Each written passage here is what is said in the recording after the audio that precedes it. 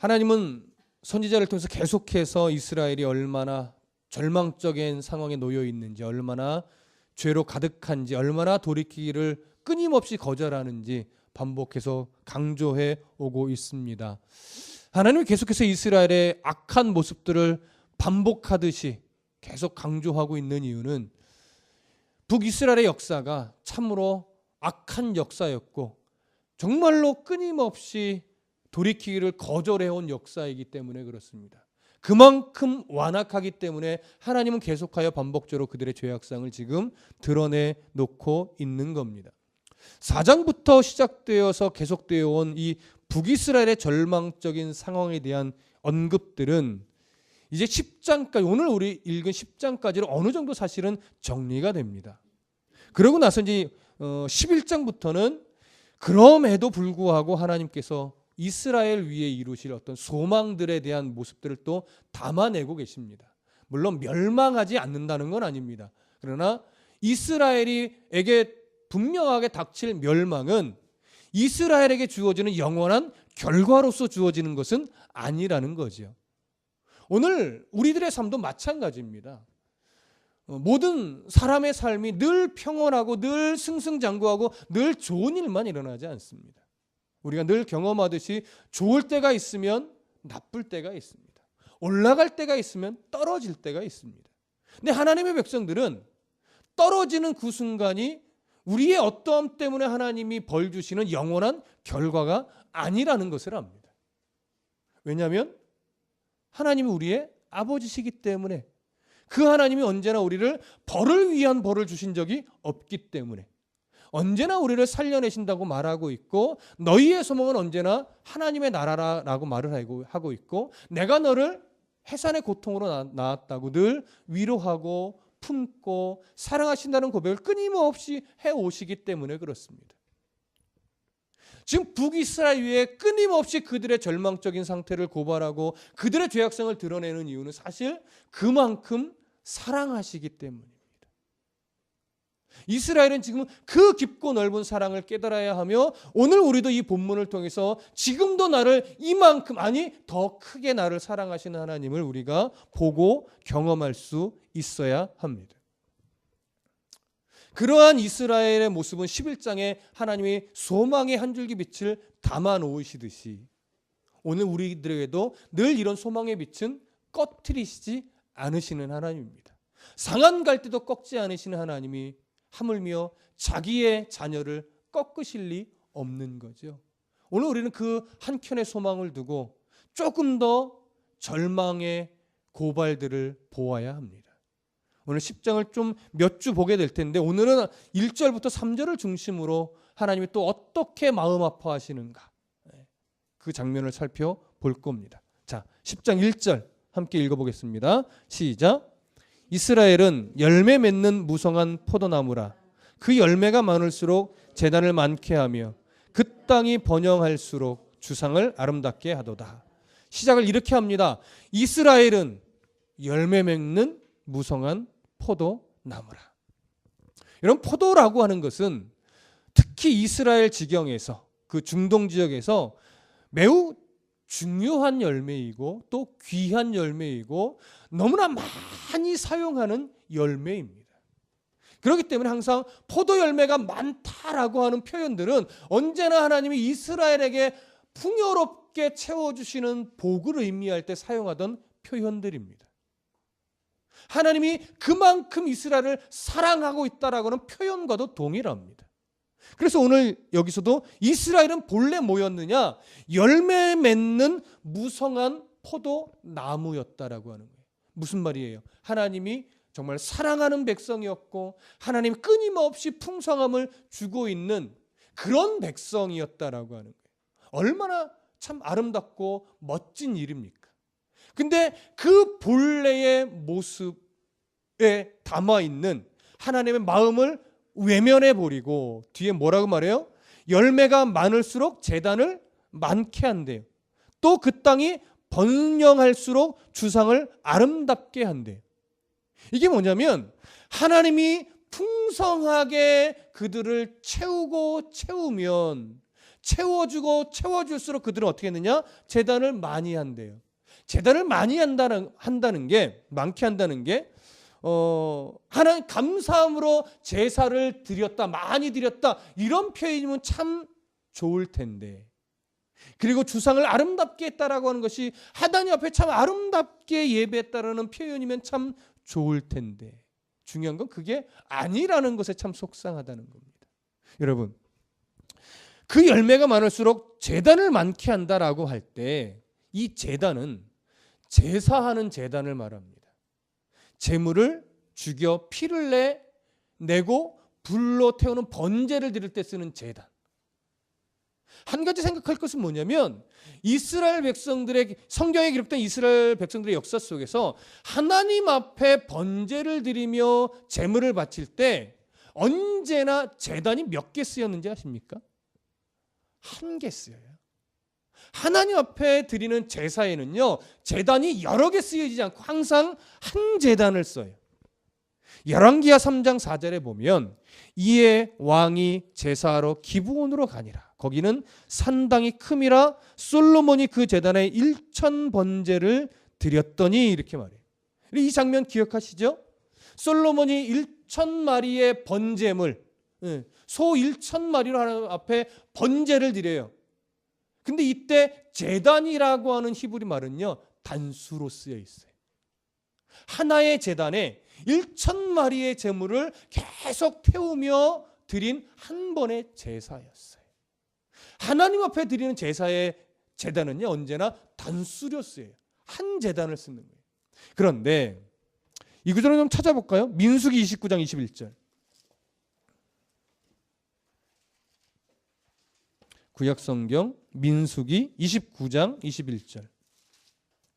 우리가 이미 다 강해하며 살펴봤던 부분인데요. 민수기 29장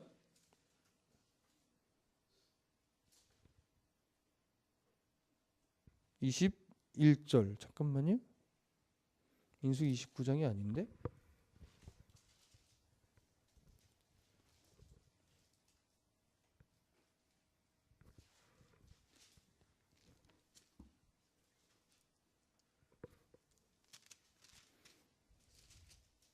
민수기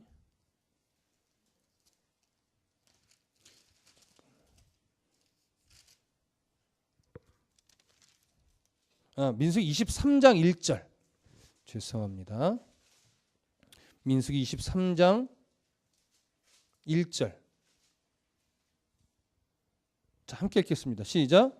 발람이 발락에게 이르되 나를 위하여 여기 제단 7을 쌓고 거기 수송아지 7마리와 순양 7마리를 준비하소서 하매. 자, 무슨 장면인지 기억나시죠? 발람이라는 거짓 선지자, 악한 선지자예요. 저주 전문 선지자인데 발락 왕이 이스라엘을 두려워하여 그들이 가는 길목에서 발람 선지자를 불러서 저주를 해달라 이거예요. 그들의 하나님 이름으로 저주를 좀 해달라 할 때 그 악한 거짓 선지자, 악한 선지자 발람이 와서는 몇 제단을 쌓아요? 7제단을 쌓아요. 학자들은요, 7제단에 대한 견해를 뭐라고 말하냐면, 이 7제단은 7신을 동시에 섬기기 위한 다신주의적 풍습이며 저주를 위한 이방의 풍습이라고 견해를 밝힙니다. 저도 동의하는 바입니다. 그러니까 여러 제단을 쌓는다라고 하는 것은 이스라엘의 풍속이에요? 이방의 풍속이에요? 이방이 우상들을 섬기는 풍습이에요. 그렇다면 오늘 호세아서 10장 1절에서 제단을 많게 한다라고 하는 것은 하나님을 위한 제단이겠습니까? 이방의 어떤 우상들을 위한 제단이겠습니까? 이방의 우상들을 위한 제단을 여러 개 쌓다라고 하는 거예요. 그러니까 번성하면 번성할수록 더 많이 번성하고 싶고 더 많이 풍요로워지고 싶으니까 바알을 비롯한 여러 신들에게 더 많은 우상의 제단을 만드는 거예요. 욕심에 욕심이 또 더 큰 욕심이 우상의 제단만 쌓는 모습으로 드러나는 거죠. 그리고 그 뒤에 이어서 10장 1절 하반절에 이렇게 말하죠. 그 땅이 번영할수록 주상을 아름답게 하도다. 여기서 말하는 주상은요, 두 가지 의미가 있어요. 일반적으로는 돌기둥을 말해요. 일반적으로는 그러니까 어떤 돌기둥이냐면 요단강을 건너오고 나서 여호수아가 요단강을 건넌 것을 기념하여 12돌을 세웠지요. 야곱도 베델에서 사닥다리에서 하나님을 만난 후에 자기가 베던 돌베개를 기념하여 그것을 세워놓고 기념비를 세웠습니다. 그래서 여기서 주상이라고 하는 것은 일반적으로는 이 돌기둥, 기념비로 사용되는 돌기둥을 의미해요. 그러나 또 하나는 우상이라고도 번역할 수 있는 단어입니다. 그렇다면 이게 만약에 돌기둥의 의미로 사용된 거라면 어떻게 되는 거냐면 하나님의 은혜를 기억하게 하는 기념비적인 역할을 했던 돌기둥들을 아름답게 꾸미면서 마치 우상처럼 숭배했다라고 하는 것으로 이해가 되는 거예요. 인터넷에서 그런 기사를 읽은 적이 있어요. 일본은 참 이게 잡신이 많잖아요. 그렇죠? 그러다 보니까 일본에 세워진 교회들 안에 정말 믿음이 신실한 분들 참 많은데 덜어는 이 일본식의 이해를 가지고 교회를 다니는 사람이 종종 있대요. 그러다 보니까 교회 예배당 안에 하나님을 좀 기억하고 의미를 좀 마음에 새기라고 걸어놓은 십자가를 바라보면서 그 십자가에 대고 복을 구하고 기도하는 사람들이 종종 있대요. 십자가는 우리들에게 은혜를 주거나 복을 주지 않습니다. 십자가는 우리를 위해 십자가에 죽으신 예수 그리스도를 생각하게 하는 하나의 그냥 그림, 상징물, 이거 더 이상이 없어요. 근데 마치 십자가가 무엇을 주는 양 십자가를 예쁘게 꾸미고 그 십자가에 대고 기도를 하고 이런 식의 모습이 아직도 있다라고 하는 거예요. 마치 그런 거죠. 지금 주상 이것을 돌기둥이라고 여긴다면 그렇게 꾸민다라고 하는 거예요. 숭배하듯이. 그런데 이것을 우상이라고 본다면 이 우상은 아마도 석상일 겁니다. 돌로 만든 우상. 근데 이 가나안의 종교 문화에서는요, 돌로 만든 우상은 남성인 신을 대표한다고 해요. 목상, 나무로 만든 우상은 아세다롯이나 이런 아스다롯 같은 여성인 신을 대표한다고 해요. 그래서 이방 신들을 섬기는 제단 좌우에는 항상 석상과 목상들이 여러 개가 있어요. 그래서 남성과 여성이 성적으로 결합하여 하나의 완전함을 이루는 어떤 이런 이미지를 가지고 남성신을 대표하는 석상을 많이 세워놓고 여성신을 대표하는 목상들도 많이 세워놓는다고 해요. 그렇다면 여기 주상을 아름답게 한다는 것은 뭐냐면 하나님이 풍요를 주면 줄수록 마찬가지로 더 큰 풍요를 얻기 위해서 우상들만 더 신나게 만들더라. 지금 그 얘기를 하는 겁니다. 하나님이 우리들에게 복을 줄 때는요, 언제나 그 주신 복을 뭐 하라고 주는 거예요? 바르게 쓰라고 주는 거예요. 근데 바르게 쓰지 못하는 사람들은 복을 받으면 이 복은 그냥 세상적인 복을 말하는 거예요. 세상적인 복. 그런 복을 받으면 받을수록 하나님께로 가까이 가는 것이 아니라 이상하게 하나님과 실제로는 멀어지는 사람이 많죠. 여러분 보신 적 있으십니까? 듣기도 하고 보신 적도 있을 거예요.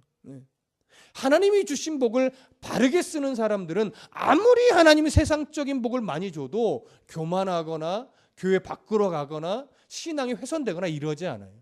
근데 꼭 그 신앙의 중심이 엉뚱한 데 있는 사람들은 그런 세상의 복을 많이 받으면 받을수록 이상하게 교회와 멀어지고 하나님과 멀어지고 진정한 신앙의 본질에서는 자꾸 멀어지는 것을 봐요.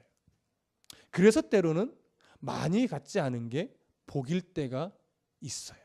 아니 더러는 오히려 많이 갖지 않은 게 복이 될 경우가 더 많은 것 같아요.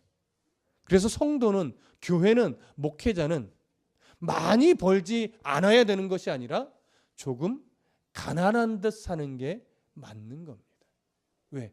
바르게 쓰다 보면 우리는 조금 더 검소하게 그래서 절약의 선교라는 말도 있어요. 검소하게 살면서 바르게 쓰는 일에 또 최선을 다한다면 얼마나 그 삶이 가치 있고 복될 수 있겠습니까?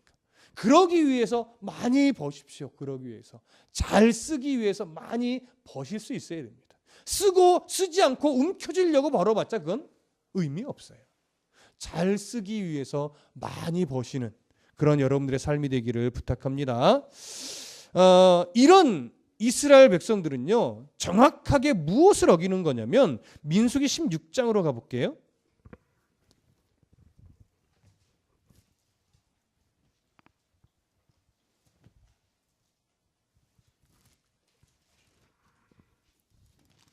민수기 16장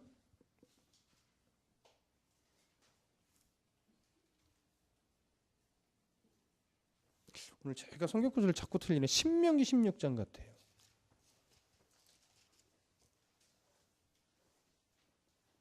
네, 21절, 22절.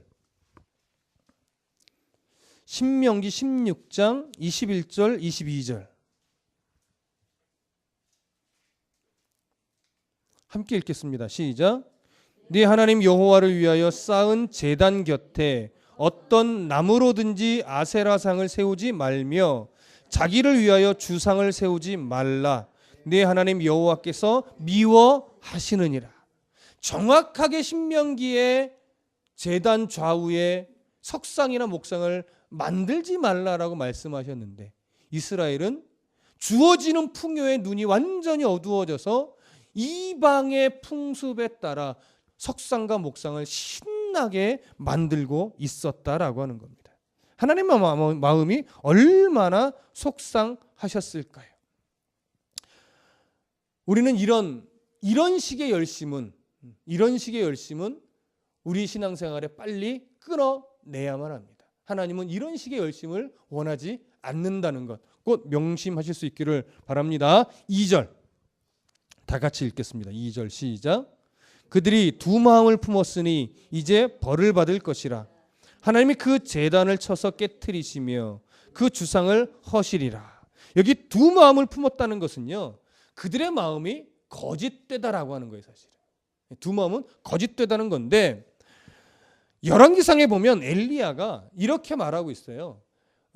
아합 왕 때에 바알을 섬기는 바알의 신과 하나님 사이에서 왔다 갔다 하는 이스라엘 백성들 앞에서 너희들의 신이 바알이면 바알에게 가라. 나와 내 가정은 우리의 신, 나의 신은 여호와 하나님이라 우리는 여호와 하나님만 섬기겠다. 언제까지 머뭇머뭇거리겠느냐, 그 얘기를 해요. 그래서 오늘 여기 두 마음을 품었다는 것은 뭐냐면 머뭇머뭇거리는 신앙이라는 거예요. 머뭇머뭇거리는 신앙은 바로 거짓된 신앙이라는 거예요. 이 뭐가 머뭇머뭇거리게 하겠습니까? 가지고 싶고 누리고 싶은데 하나님이 기뻐하실 것 같지 않은 것, 그 선택의 기로에서 기꺼이 가지고 싶은 것을 하나님 때문에 버릴 수 있어야 돼. 기꺼이 가고 싶은 곳을 안 갈 수 있어야 돼. 그게 머뭇거리지 않는 거예요. 근데 우리는 내 속 안에 있는 욕심이 그냥 한 번만 눈 딱 감고 가지고 싶고 한 번만 눈 딱 감고 가고 싶은 거예요. 하나님이 싫어하는 것이며 하나님이 싫어하는 것임을 알면서도 불구하고 내게 좋으니까. 거기서 갈등할 수는 있으나 갈등하고 또 갈등하고 있다면 어쩌면 이 말씀처럼 두 마음을 품었다라고 하나님 우리를 책망하실 수도 있다라고 하는 이 사실을 여러분 놓치시면 안 됩니다. 야고보서 4장 4절에 보면 가늠한 여인들아 세상과 벗된 것이 하나님과 원수됨을 알지 못하느냐? 그런즉 누구든지 세상과 벗이 되고자 하는 자는 스스로 하나님과 원수되는 것이니라, 이렇게 말합니다. 야고보서 4장 8절에서도 또 이런 말씀을 해요. 하나님을 가까이 하라. 그리하면 너희를 가까이 하시리라. 죄인들아 손을 깨끗이 하라. 두 마음을 품은 자들아 마음을 성결하게 하라. 무엇이 성결한 겁니까? 금욕하는 것이 성결한 거예요? 아니요. 하나님께 마음을 내어드리고 기꺼이 하나님 때문에 세상의 것들을 포기하고 던져버리고 끊어낼 수 있는 용기를 내는 것, 그게 성결한 것이에요. 그게 두 마음을 품지 않는 겁니다. 지금 이스라엘은 머뭇머뭇거리는 그런 수준보다 사실은 거의 하나님을 외면하고 아예 바알을 섬기는 수준에 가 있습니다. 돌이킬 생각조차도 없습니다. 그래서 하나님은 그들에게 벌을 내릴 것이라고 정확하게 말하는 겁니다. 그들의 잘못이 뭐예요? 바로 1절에서 말했던 것처럼 제단을 많이 만들고 주상을 세워 놓는 거예요. 그래서 하나님은 그 제단을, 히브리 성경 복수예요, 그 제단들을 쳐서 깨트리겠다. 그리고 그 주상들을 다 복수로 쓰여 있어요. 허물어 버리시겠다 이렇게 말합니다. 쳐서 깨트린다는 히브리 의미는요, 짐승의 목을 꺾는다라는 의미예요. 그러니까 제단을 완전히 파괴해 버리겠다는 거예요. 하나님의 분노를 말하는 거예요. 그리고 주상을 허실이라 할 때 이 허신다라고 하는 것은요, 이게 아주 중요한 의미인데, 전쟁으로 인해서 건물들이 폐허로 허물어져 버리는 상황을 말하는 거예요. 그러니까 그 제단들, 그 석상들을 하나님이 어떻게 파괴하시겠다는 거예요? 전쟁을 통해서. 어떤 전쟁이 있습니까? 우리가 계속해서 살펴봐서 이제 알아요. 아수르를 통해서 733년경에 한 번, 그리고 722년경에 완전히 멸망시키는 것으로 하나님은 벌을 내리시겠다라고 하는 거죠. 그 의미를 2절에서 우리가 알 수 있습니다. 그리고 3절, 호세아 10장 3절 함께 읽습니다. 시작. 그들이 이제 이르기를 우리가 여호와를 두려워하지 아니하므로 우리에게 왕이 없거니와 왕이 우리를 위하여 무엇을 하리요 하리로다. 약간 해석이 이렇게도 해석할 수 있고 저렇게도 해석할 수 있는 부분이 소지가 있어서 학자들 간에도 견해가 조금 나눠지는 내용이긴 한데, 기본적으로 3절은 이렇게 이해하시면 됩니다. 이스라엘 백성들이 이러한 하나님이 내리는 벌로 인해서 절망적인 상황을 이제 몸으로 부딪히며 겪게 돼요. 그러다 보니까 어떻게 해요? 뒤늦은 후회를 하게 되는 것으로 의미합니다. 정치적으로는 계속된 암살로 인해서 왕권이 계속 바뀌어가요. 그러다 보니까 그 왕권이 교체되는 혼란한 역사 속에서 어느 왕도 나라를 제대로 다스린 적이 없습니다. 그러다 보니까 다시 세워지는 왕들은 어떻게 하면 어느 나라에 내가 조약을 맺고 어느 나라에 기대어야 내 왕권이 조금 더 견고하게 오래 갈까, 이런 고민이나 하지, 백성들을 어떻게 다스려야 더 이 나라를 부강하게 건강하게 만들 것인가, 이런 것을 고민한 나라가 없었던 거예요. 그리고 이스라엘이 멸망된 이후에는 이제 아예 왕이 없어요. 그러니까 백성들은 더 혼란에 빠집니다. 왕이 교체될 때나 멸망할 때나 이스라엘 백성들에게서는 뭐가 없어요? 왕이 제대로 있었던 적이 하나도 한순간도 없었다라고 하는 거예요. 그렇게 비참한 현실에 놓이다 보니까 중요한 것 하나를 깨닫게 되는데, 우리가 그 조상들의 하나님 여호와를 두려워하지 않아서 이런 결과를 맞는 거구나. 우리에게 왕이 없다. 있다 한들 그들이 우리에게 지금 이 상황에서 무엇을 해줄 수 있겠느냐라고 하면서 탄식하고 넋두리를 쏟아내는 그런 외침인 겁니다. 이 3절이 회개로 이어져서 하나님께 엎드리고 하나님을 예배하고 하나님을 찾는 목소리로 나아갔다면 얼마나 좋을까요? 근데 아직은 그런 단계는 아니라는 거예요. 뒤늦은 그냥 뭐요? 후회. 마치 사람의 종교성이 이런 거잖아요. 뭔가 자꾸 힘든 일이 닥치면 내가 신앙생활을 열심히 안 해서 그런가 봐. 내가 요즘 기도를 좀 게을리 했더니 그런가 봐. 때로는 하나님이 기도하라고 푸시하는 경우도 있어요. 그렇다고 하나님이 보편적으로 기도 안 한다고, 신앙생활 제대로 안 한다고 막 안 좋은 일을 거듭해서 나게 하는 그런 하나님은 아닙니다. 우리 그 신앙의 오해이고 우리가 갖는 종교성이 자꾸 그런 마음을 갖게 하는 것이지, 하나님이 그렇게 속이 좁으신 하나님이 아니에요. 하나님이 정말 우리를 위해서 징계하신다면 그건 내가 왜 이러지 이게 아니라, 하나님 오히려 이 고난을 통해서 내가 하나님을 배웁니다. 이렇게 인도하시죠. 절망스럽게 마음을 인도하지 않아요. 막 이렇게 인상 쓰게 하나님이 인도하지 않는다. 지금 이스라엘의 안타까운 것은 뭐냐면 돌이킬 수 없는 그 뒤늦은 후회 속에 탄식만 하고 있다라고 하는 거예요. 여러분, 우리의 신앙이 이렇게 탄식으로만 가면 안 됩니다. 근데 참 놀라운 것은 호세아서를 1장부터 끝장까지를 쫙 읽어가다 보면 어떤 구절에서도 이스라엘이 멸망한 후에라도 극적으로 회개하여 하나님께 돌아오게 될 것이다라는 표현을 쓰고 있질 않아요. 그게 참 안타까워요. 근데 그럼에도 불구하고 이 표현은 무엇을 의미하냐면 구원에 이르는 것, 회복하는 것, 이것은 절대적으로 이스라엘의 어떠함 때문이 아니라 하나님이 이스라엘을 포기하지 않고 그들을 끝내 하나님이 불러내시고 회복시키시고 많은 하나님의 은혜에 기인한다는 걸 보여주는 겁니다. 우리도 마찬가지입니다.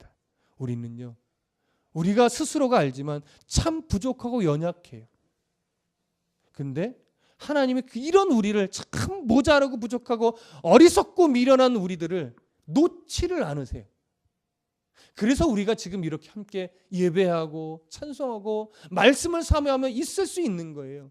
날 포기하지 않으시는 그 하나님이.